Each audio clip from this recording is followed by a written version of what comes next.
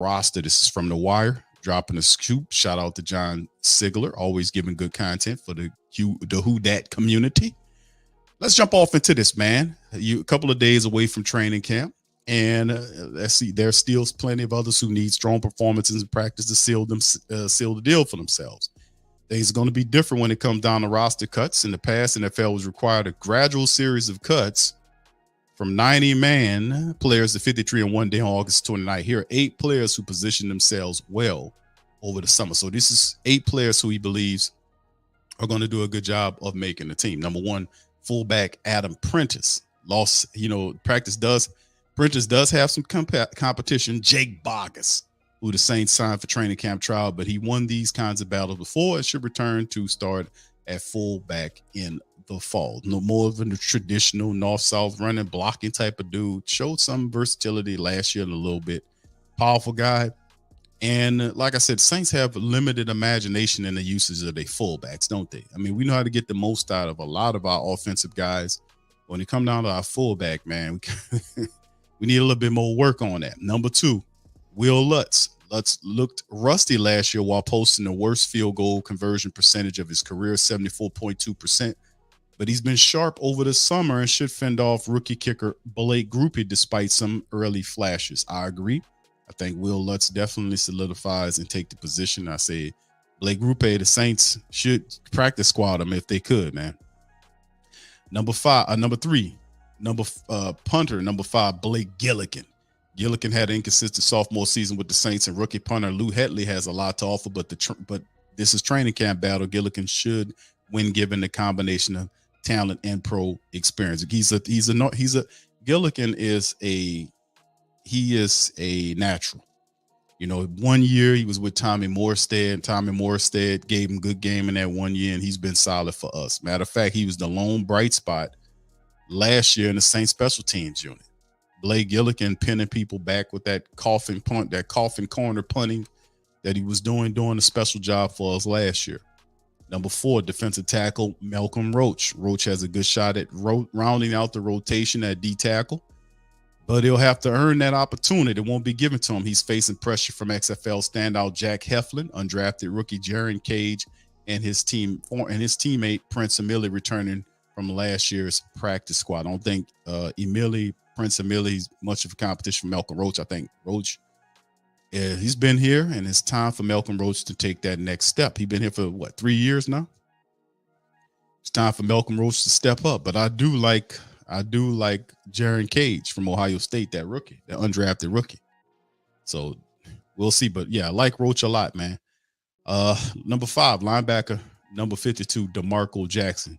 Jackson has made some plays over the summer, but he needs to maintain that momentum in the training camp and distinguish himself. The Saints have a lot of bodies at linebacker and just a few spots to go around. This is time. DeMarco Jackson is going to show you something. DeMarco is going to show you something this year, so it'll be good to see him out there on the field making plays for the black and gold linebacker core. Number 6, linebacker number 50, Andrew Dowell. He has been a top special team player for the Saints in recent years, but it may take more than these contributions in kick game to make the cut. He needs to show he can fill in on defense when the coaches call his name. And like I said, a couple of years ago, he was looking pretty good for the Saints, and then the Saints kind of put him in the street. He went somewhere else, and now he's back. So, how far along is he in his development as a linebacker? Is he ready to take the next step? Because he does have some veteran experience under his belt, and if he could flash, maybe the Saints will see him, and he can jump past a person or two. Who knows?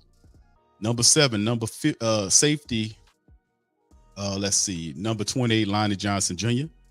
Johnson immediately carved out a role in spring practices at the top of the backup at free safety behind Marcus May, though he needs to compete with young guys like Jordan Howden and smoke money to hold on to it. His versatility and experience at other spots in the secondary, like cornerback, give him the edge. So, yes, safety and play safety and cornerback. Saints love that kind of versatility. They can move around if they need to. So it's good having Lonnie Johnson here. Number 8, cornerback Bradley Roby. Roby should be the top slot defender for the Saints, and the only way he doesn't make the team is if some of the younger, cheaper players around him showing an ability to step into that role. while holding up in snaps out of the boundary as well. The Saints didn't restructure his contract when they had the opportunity early this year. So releasing Roby would save more than 3.3 million. In 23 and 24, they have ample cap space, but that does influence decisions as the roster cuts at the deadline. Now, this is his 8th and final player, but my thing is, the Saints gave up a lot to get Bradley Roby here. And me personally, Bradley Roby hadn't done like, if we talk about plus versus minus plays, it's not a lot of pluses that Bradley Roby has given us, more minuses. I've seen a lot of really negative plays from Bradley Roby.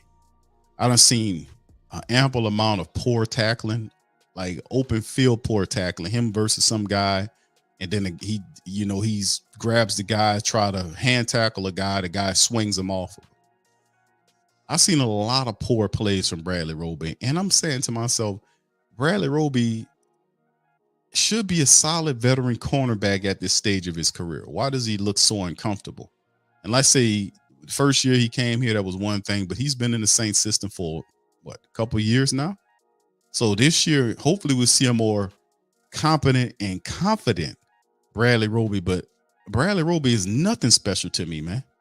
He reminds me of with him wearing number 21. If he's still him wearing number 21, he reminds me of Patrick Robinson, when Pat Robinson with the braids. Remember when not the low cut haircut Pat Robinson. I'm talking about Pat Robinson when he had the braids. And that's who when he put on number 20, that's what he reminds me of, and he plays like that. I'm like, man, the dude is just like not impressive to me. He's not. And we got solid cornerback play 1, 2, and 3, and Bradley Roby struggles like against 3 wide receivers, and why? So Roby, to me, man, no, man. Roby gotta step his game up. He one of those guys in the secondary as a veteran. Saints gave up some stuff to move and get this guy. He making decent money to be there, but ain't no way in the world, unless he is the third cornerback, should he be making over $3 million on this goddamn team, man. Absolutely not. So anyway, man, that's the 3 people from the list for the Saints wire right there. 8 players likely to make the Saints 53-man roster.